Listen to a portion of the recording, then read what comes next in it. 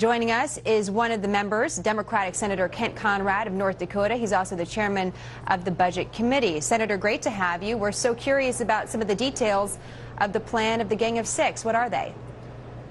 Well, I can't speak on the details because we've agreed not to discuss our ongoing negotiations until they're complete, and they're not yet complete. So I can't go into that, but I think it's important to say that they are trying to make reality what the President's Fiscal Commission proposed, which is $4 trillion of savings over 10 years, and to do it with everything on the table: entitlements, domestic spending, revenue, to do the revenue piece not through a traditional tax increase, but by tax reform, by broadening the base, and by actually lowering rates to help America be more competitive.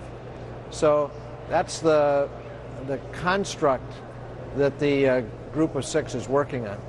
So if that's the framework, then what is the timeline? When will we actually see a real solid proposal?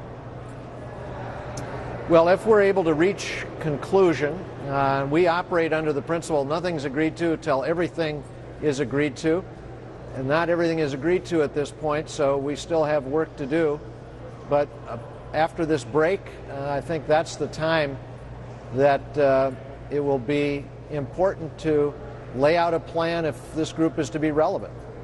You know, you mentioned a little bit of a break that's coming up on Friday, and it sounds like everyone really could use a breather at this point when it comes to talking about the budget and the debt.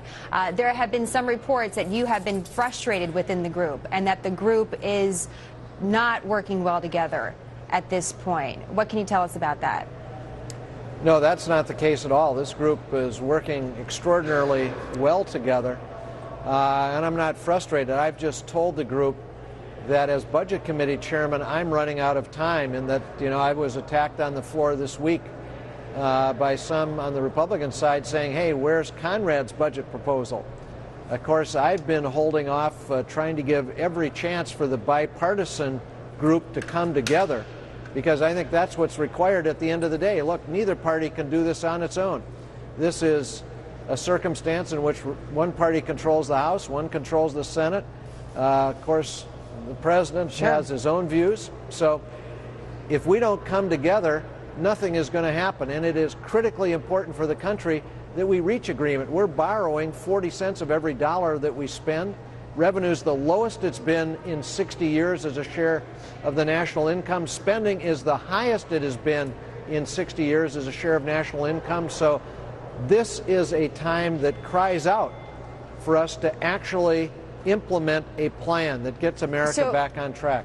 Let's talk a little bit about one specific issue, and that is taxes, because the Republicans have drawn a line in the sand and said they are not going to do anything when it comes to taxes as far as raising the rates. The president came out with a different proposal that suggested rates would be going up on one segment of income earners. Where is the center when it comes to taxes?